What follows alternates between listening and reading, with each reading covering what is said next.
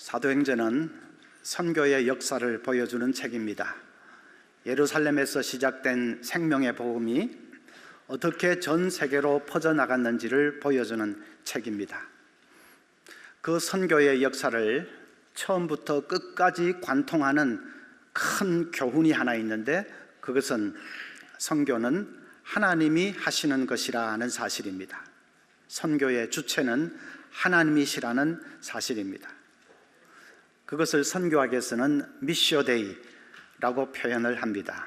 라틴어 미시오 데이는 하나님의 선교라는 뜻입니다. 종교 다원주의자들은 그 말을 좀 부정적인 의미로 사용하지만 우리는 그럴 필요가 없습니다. 말 그대로 하나님의 선교, 선교는 하나님이 하시는 것이라는 사실입니다. 이 세상에 잃어버린 영혼들을 애타게 찾으시는 분은 하나님이시지 않습니까? 또 우리 가슴에 불을 지펴서 온 민족과 열방으로 보내시는 분도 하나님이십니다. 필요한 자원과 능력을 공급해 주시는 분도 하나님이십니다.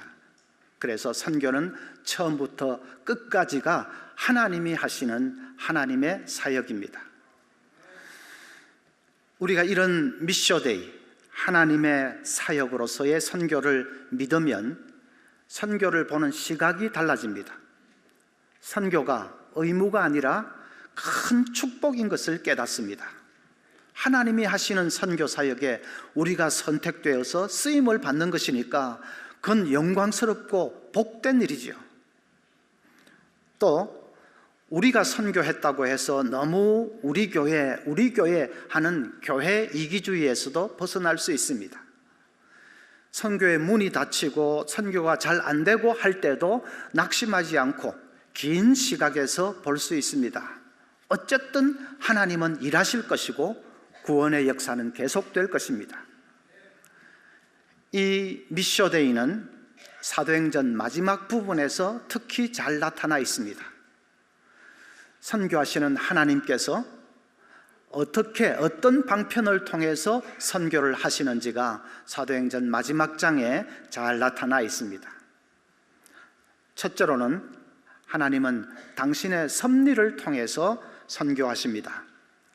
14절에 거기서 형제들을 만나 그들의 청함을 받아 이레를 함께 머무니라. 그래서 우리는 이와 같이 로마로 가니라. 로마로 갔다고 담담하게 기록하고 있지만 사실 이 순간은 바울 사도에게는 감개무량한 순간이었을 것입니다. 세계의 심장 로마에 복음의 씨를 뿌리고 싶다는 그 오랜 기도가 드디어 이루어지는 순간이니까 얼마나 가슴이 벅찼겠습니까?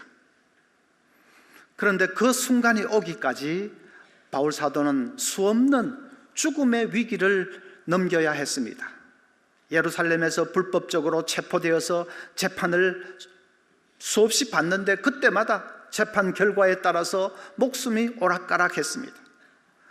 가이사랴의 감옥에 2년 갇혀 있으면서 끊임없이 유대인들의 암살의 위협에 시달려야 했습니다. 로마로 압송되어 가다가 폭풍을 만나서는 바다에 수장될 뻔했습니다. 배가 파손되어 갈 때에 군인들이 죄수들은 다 죽이자고 할 때에 바울도 자칫했으면 목숨을 잃을 뻔했습니다. 겨우 몰타섬에 상륙했지만 뜻하지 않게 독사에 물려서 또 생명을 잃을 뻔하기도 했습니다. 수없이 죽음의 고비를 맞았지만은 그러나 바울 사도가 오뚜기처럼 다시 일어서고 한 것은 그가 명이 즐겨서 그랬습니까? 그것이 아니고 하나님의 섭리의 손이 그의 생명을 붙들고 있었던 것입니다. 그를 통해서 세계 선교를 이루고자 하시는 하나님의 섭리의 손길이 그를 붙들었던 것입니다.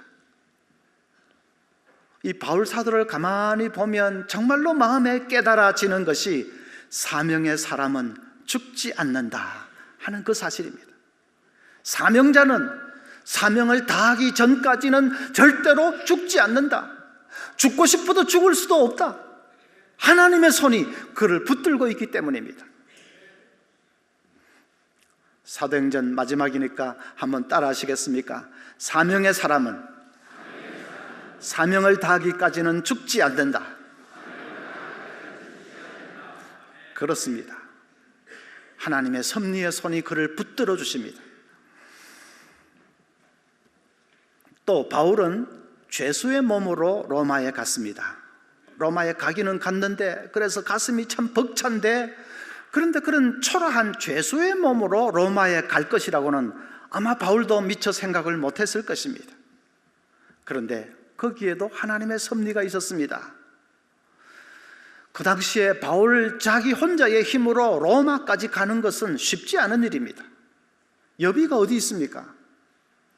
그런데 죄수로 압송이 되어 가니까 여비 걱정할 필요가 없습니다. 재판받으러 가는 죄수에게 차비내라고 하는 사람 봤습니까? 또 사도행전 23장을 보면 바울을 죽이기 전에는 먹지도 않고 마시지도 않겠다고 작정한 아주 극렬한 유대인 테러리스트들이 40명이나 있었다고 합니다. 그 사람들이 호시탐탐 바울을 노리는데 도무지 신변의 안전을 보장받을 수 없습니다. 그런데 죄수가 되니까 로마 병사들이 옆에 딱 붙어서서 지킵니다. 아무리 극렬한 테러리스트들이라 해도 세계 최강 로마 군대가 지키는데 그건 어쩌지 못하지요. 그러니까 로마까지 가는데 특급 경호원들을 대동하고 가는 것처럼 그렇게 됐습니다. 하나님의 섭리가 희한하지 않습니까? 사람이 생각하지 못한 방법으로, 아니 사람들은 왜 이렇게 초라한 죄수인가 그랬을 수 있는데, 그러나 그 속에 하나님의 오묘한 섭리가 있었던 것입니다. 정말로 선교는 하나님이 하시는 것 아닙니까? 우리가 이 미쇼데이를 믿으면 담대해질 수 있습니다. 우리는 선교하기에 여러 가지 지혜도 부족하지만 하나님께서 섭리로 역사하실 것입니다. 우리는 자원도 부족하고 가진 것도 부족하고 조건이 부족하고 하지만, 그러나 하나님께서 그 모든 것을 채우시고 공급해 주실 것입니다. 허드슨 테일러는 중국 내지 선교회를 창설한 중국 선교의 아버지입니다. 그가 한 번은 중국의 어느 가난한 가정을 신방을 했습니다. 굶어서 눈이 쑥 들어간 아이가 5이나 앉아있고, 그리고 갓난 아기를 안고 있는 어머니는 몸져 누워 있습니다. 그 식구들 앞에 앉혀놓고 허드슨 테일러 선교사가 위로를 합니다. 우리 하나님은 사랑이 많으신 분입니다. 이 가정을 불쌍히 여겨주실 것입니다. 위로를 하는데 속에서 한 음성이 들려옵니다. 이 위선자야, 하나님 사랑 운운하면서 너는 네 호주머니에 있는 그 반크라운을 그렇게 꼭 움켜쥐고 있느냐? 그 음성에 허드슨 테일러가 그냥 아무 주저함 없이 자기 전 재산과 다를 바 없는 반크라운을 그 가정에 그대로 주어버렸습니다. 돌아오는데 마음이 그렇게 가볍고 기쁠 수가 없습니다. 그래도 현실은 현실이니까 그는 하나님 앞에 기도했습니다. 하나님, 당신께서는 가난한 자를 구제하는 것은 여호와께 구워주는 것이라고 했지 않습니까? 오늘 제가 빌려드린 것이 너무 오래가지 않도록 해 주십시오. 그러지 않으면 저는 당장 내일부터 굶습니다. 다음 날 아침이 됐는데 이름도 모르는 사람에게서 금화 하나가 우송되어 왔습니다. 후원자도 아니고 이름도 모르는 사람인데 어떻게 된 판인지 금화 하나가 날아왔습니다. 허드슨 테일러가 가슴이 뜨거워서 다시 이렇게 기도했습니다. 주님, 주님을 찬양합니다. 주님께 투자한 지 12시간도 채 안 되어서 400%로 되돌려 주시니 감사합니다. 주님께 투자하는 것은 정말로 괜찮은 장사입니다. 허드슨 테일러에게는 그런 일이 한두 번이 아니었습니다. 그의 믿음을 계승해서 이루어진 것이 오늘날의 해외 선교회 OMF입니다. OMF가 선교 역사에 크게 기여한 것이 한 가지 있습니다. 그전까지는 모든 선교단체들이 본부를 해변에 두었습니다. 선교사가 갑자기 병이라도 나면 빨리 본국으로 수송하기 위해서, 무슨 갑자기 위험한 일이라도 닥치면 토인들이 그냥 잡아먹겠다고 덤벼든다든지 그런 위험한 일이 닥치면 빨리 배 타고 도망가기 위해서 본부를 해변에 두었습니다. OMF는 그런 관행을 뒤집어 버렸습니다. 선교하기 위해서 나섰다고 하는 사람들이 도망칠 궁리부터 하느냐? 파송하신 분도 하나님이신데 그렇다면 하나님이 책임져 주시지 않겠느냐? 그래서 선교 본부를 아예 정글 깊숙이 들어가서 그 밀림 한가운데에 설치를 했습니다. 그것이 믿음 선교, 프레어 미션의 시작이지요. 벼랑 끝에 서는 믿음이죠.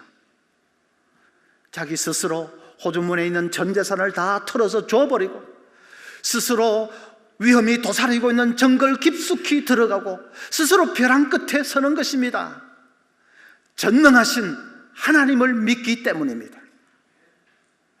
여러분, 우리는 가는 선교사는 아니지만 보내는 선교사는 할 수 있지 않습니까? 우리가 처한 그 삶의 자리에서 선교적인 삶을 살 수 있지 않습니까? 그것이 직장이든지 가정이든지 이 세상의 구석구석에서 선교적인 삶을 살아야 합니다. 우리가 생명을 살리는 그 일에 초점을 맞추고 산다면 필요한 자원은 하나님께서 다 공급해 주실 것을 믿습니다. 저는 허드슨 테일러의 어록 가운데 제일 좋아하는 말이 한마디 있습니다. 우리를 둘러싸고 있는 환경은 단 하나뿐이다. 그것은 바로 하나님이다. 그렇습니다. 우리를 둘러싸고 있는 환경이 복잡하게 많이 있는 게 아닙니다. 이런 환경, 저런 환경, 좋은 환경, 나쁜 환경, 복잡하게 얽혀 있는 것이 아닙니다. 우리를 둘러싸고 있는 환경은 하나뿐입니다. 그것은 바로 하나님입니다. 그래서 그 하나님의 손을 움직일 수만 있다면 여러분, 불가능이 없는 것을 믿으시기를 바랍니다. 너무 환경 탓하지 마십시오. 우리 청년들도 나는 환경이 안 좋아서 미래가 없어, 환경이 이 모양 이 꼴이라서 내 삶이 이래, 너무 그러지 마십시오. 우리를 둘러싸고 있는 환경은 하나님 한 분뿐이십니다. 그 하나님 바라보고 하나님의 섭리의 손길 바라보고 담대하게 나아가는 저와 여러분 되시기를 바랍니다. 또 두 번째로 하나님이 선교를 하기 위해서 사용하시는 방편은 바로 고난입니다. 하나님은 우리의 고난을 통해서 선교하십니다. 바울 사도는 로마에 가서 2번 투옥이 됐습니다. 그런데 처음 투옥될 때는 비교적 지내기가 수월했습니다. 착고에 채인 것도 아니고, 그리고 또 찾아오는 사람들을 비교적 자유롭게 만날 수 있는 그런 형편이었습니다. 가택연금 비슷하게 당했다고 보면 되겠습니다. 30절에 보면 바울이 온 이태를 자기 셋집에 머물면서 했습니다. 가택연금 비슷하게 당했기 때문에 셋집이라고 표현을 한 것입니다. 그런데 그렇든 저렇든 갇혀있는 것은 갇혀있는 것입니다. 그럼 복음을 어떻게 전합니까? 자유롭게 돌아다니면서 전도하지 못하고 가택연금이든 감옥이든 갇혀있으면 그럴 밖에 로마에 간 보람이 없지 않습니까? 그런데 거기에도 하나님의 뜻이 있었습니다. 바울을 지키는 병사들은 로마 황제를 호위하는 시위대입니다. 그 시위대는 4시간씩 교대로 이렇게 바울 곁에 서서 바울을 지킵니다. 그들이 다 전도의 대상이 됐습니다.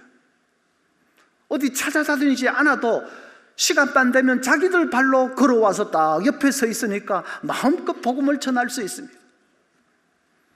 그 외에도 또 재판과 관련해서 바울을 만나기 위해서 오는 관리들, 호기심으로 바울을 찾아오는 사람들, 그들이 다 전도의 대상이 됐습니다. 빌립보서 1장 13절 보면 이러므로 나의 매임이 그리스도 안에서 온 시위대 안과 그 밖에 모든 사람에게 나타났으니 했습니다. 시위대 병사들은 군인들 중에서는 엘리트입니다. 황제를 호위하는 병사들이니까 제일 엘리트 계층입니다. 또 재판과 관련해서 찾아오는 관리들도 다 그 사회의 지도층 인사들입니다. 그 엘리트들에게 바울이 마음껏 복음을 전해서 복음이 온 로마의 주류 사회 속으로 급속하게 퍼져갔다는 것입니다. 자기 발로 자유롭게 돌아다녀도 그렇게 엘리트들을 쏙 뽑아서 전도할 수 없을 텐데 감옥에 갇혀 있으면서 오히려 그 엘리트들을 자기 발로 다 걸어와서 그들에게 복음을 전하는 희한한 일이 일어났습니다. 감옥이라고 하는 고난이 오히려 선교의 통로가 됐습니다. 지름길이 됐습니다. 그것뿐만이 아닙니다. 감옥에 있으면서 바울 사도는 모두 4편의 편지를 썼습니다. 에베소서, 빌립보서, 골로새서, 빌레몬서, 그 4편의 편지, 그래서 옥중서신이라고 합니다. 그 옥중서신들은 얼마나 깊이가 있는지 모릅니다. 그리스도의 주권에 대해서, 교회의 영광에 대해서 아주 강력하고도 풍성한 진리를 담고 있습니다. 바울이 감옥에 있으면서 영적으로 깊어진 것이죠. 그리고 그리스도에 대해서 더 깊이 묵상할 수 있었던 것입니다. 그래서 위대한 서신들, 옥중서신이 태어나게 된 것입니다. 그 서신들을 통해서 무수한 사람들이 예수님을 믿게 되고 그리고 그리스도의 제자로 헌신하는 삶을 살게 되었습니다. 우리는 고난을 당하면 선교의 지장이 초래가 되고 선교의 문이 닫히고 그럴 것 같은데 아니었습니다. 감옥이라는 그 고난을 통해서 오히려 하나님께서 더 놀랍게 역사하셨습니다. 짐 엘리엇 선교사는 휘튼 대학을 졸업하고 안수를 받자마자 남미의 에콰도르로 선교사로 파송이 되어 갔습니다. 이듬해에 그곳에서 사역하고 있던 여자 선교사 엘리자벳을 만나서 결혼을 합니다. 결혼 3년차 되던 1956년 1월 어느 강가에서 이 엘리엇 선교사는 아우카 인디언들의 창에 찔려서 무참하게 살해되고 맙니다. 그때 4명의 선교사들이 다 같이 순교를 했는데 전부 20대 후반의 젊은 선교사들입니다. 젊은 선교사 5명이 한꺼번에 순교하는 일이 일어났으니까 에콰도르 선교는 그것으로 끝난 것 아닙니까? 그런데 그것이 그런 것이 아니었습니다. 엘리엇 선교사의 미망인이 된 부인 이 엘리자벳이 3살 난 딸을 데리고 다시 아우카 인디안 마을로 들어간 것입니다. 결혼한 지 3년 만에 신혼의 꿈이 채 깨기도 전에 남편이 무참하게 살해를 당했다면 이제는 선교에 대해서는 치를 떨어야 되는 것 아니겠습니까? 그런데 그게 아니라 다시 정글로 들어갔습니다.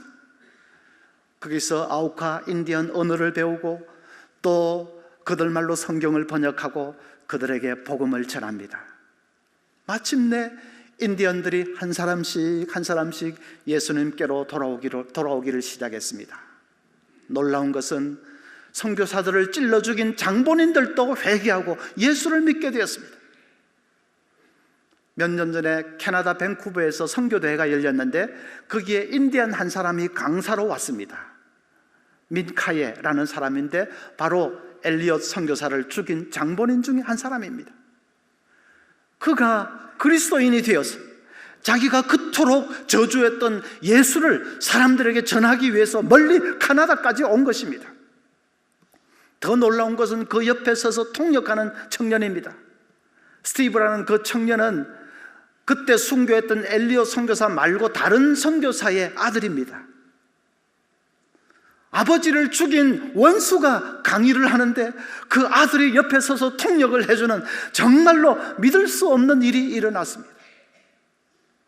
하나님이 고난을 통해서 그렇게 놀랍게 역사하셨습니다. 한 부족을 완전히 구원하시고 그리고 그 입술을 빌어서 전 세계에 복음을 전하게 하는 또 사랑과 용서가 어떤 것인 것을 보여주는 그런 놀라운 일을 하셨습니다. 하늘의 밀이 땅에 떨어져 썩으니까 정말로 30배, 60배, 100배의 결실을 맺었지 않습니까? 하나님은 우리의 고난과 우리의 시련을 오히려 도구로 사용하셔서 선교하십니다.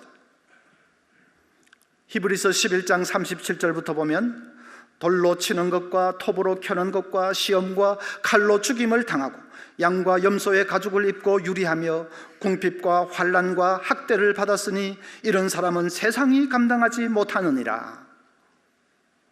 성경을 잘 보셔야 됩니다. 이런 고난을 당하고 이런 고난, 이런 시련, 이런 환난 다 당했으니까 그래서 이런 사람은 비참한 사람이 되었느니라. 그것이 아니라 이런 환난을 당했는데 이런 사람은 세상이 감당하지 못하느니라. 고난을 통해서 우리는 세상이 감당하지 못하는 믿음의 사람이 됩니다. 세상이 감당하지 못하는 능력의 사람이 될 수 있습니다. 고난을 통해서 하나님이 그 사람을 놀랍게 사용하실 때는 세상이 감당을 못할 것이다. 가정에 혹 시련이 있으십니까? 어려움이 있으십니까? 소망을 잃지 마시기를 바랍니다. 아무 뜻 없이 닥친, 재수 없이 닥치는 그런 시련이 아니라 하나님께서 여러분을 정금 같은 믿음의 사람으로 빚어 만드시려고 하십니다. 세상이 감당할 수 없는 사람으로 만드시려고 하십니다. 그 축복이 꼭 여러분 가정에 임하시기를 기원합니다. 이제 세 번째로는 하나님은 우리 앞에 열린 문을 두셨습니다. 30절부터 보면 바울이 온 이태를 자기 셋집에 머물면서 자기에게 오는 사람을 다 영접하고 하나님의 나라를 전파하며 주 예수 그리스도께 관한 모든 것을 담대하게 거침없이 가르치더라. 아멘. 원도 한도 없이 예수 그리스도를 마음껏 담대하게 전파했다는 것입니다. 복음이 온 로마로, 그리고 로마를 넘어서 온 세상으로 번져갔습니다. 그로부터 250년 후에 로마는 기독교 국가가 됐습니다. 한 죄수가 감옥에서 초라하게 전하는 복음인데, 그런데 그 복음이 얼마나 강력하든지 250년 만에 그 거대한 로마 제국이 통째로 변화되어서 기독교 국가가 됐습니다. 사도행전은 28장으로 끝납니다. 그러나 학자들은 이 사도행전 마지막 부분을 오픈 엔딩이라고 합니다. 사도행전은 끝나지 않았다는 것이죠. 누가가 쓴 사도행전은 28장으로 끝나지만은 이제 우리가 29장을 기록해야 할 사명이 우리에게 있습니다. 각자가 처한 직장에서, 가정에서, 이 사회 구석구석에서 내게 주어져 있는 사도행전 29장을 기록해 나가야 합니다. 우리 교회에게 사도행전 29장을 기록해야 할 위대한 사명이 주어져 있습니다. 하나님이 문을 활짝 열어놓고 계십니다. 이 땅에 교회가 시작될 때에 신자라고 해봐야 예루살렘 어느 다락방에서 기도하던 120명이 전부 아니었습니까? 그런데 70년이 지나서 1세기 말이 될 때에 기독교 인구는 50만이었습니다. 그때 세계 인구가 1억 8천이니까 그러니까 360명당 한 명이 신자였습니다. 20세기가 시작될 때에 이 세상의 인구는 16억 2천인데 기독교인이 4천만이었습니다. 그러니까 40대 1입니다. 40명당 한 명이 신자입니다. 21세기 시작되고 재작년 통계에 세계 인구는 69억인데 개신교 인구는 2억 6천입니다. 27명당 한 명이 신자입니다. 엄청나게 불어났지 않습니까? 비관적인 사람들은 서구 교회가 계속 쇠락하고 있다, 한국도 몇십 년 안에 위기가 온다, 그런 말들을 합니다. 그러나 세계적으로 보면 중국과 동남아시아의 기독교 인구가 폭발적으로 증가하고 있습니다. 남미에도 저 아프리카 대륙에도 성장세가 계속 이어지고 있습니다. 우리 앞에 여전히 열린 문이 있습니다. 우리 교회 선교 사역을 쭉 돌아보면 정말 미쇼데이를 고백하지 않을 수가 없습니다. 저 광주 서문센터에서 조그맣게 시작한 사역이 하나님의 인도를 따라 방글라데시 현지까지 확산이 됐습니다. 방글라데시에 벌려놓은 젊은 사역자들 양성하는 그 사역, 또 개척교회 사역, 또 교육 사업, 클리닉 사업 굉장합니다. 그 불이 옆에 베트남까지 번져붙어서 이제 베트남 전부를, 북부를 복음화시키겠다고 야심찬 꿈을 꾸지 않습니까? 최근에는 이 센터에 미얀마 청년 10여 명이 오기 시작했다고 합니다. 제가 그 소식을 들으면서 하나님이 이번에는 또 미얀마에 무슨 일을 저지르시려고 그러나 정말로 기대감이 넘쳐서 가슴이 두근거렸습니다. 하나님께서 하시는 선교 사역에 우리 교회가 쓰임받게 된 것이 너무나도 감사합니다. 우리 앞에 열린 문이 있습니다. 여러분, 이 선교의 활짝 열린 문을 향해서 열심히 달려가는 저와 우리 성도들 되시기를 바랍니다. 그래서 하나님이 우리에게 주시는 이 사도행전 29장을 영광스럽게 기록해가는 우리 서문교회 되기를 소원합니다.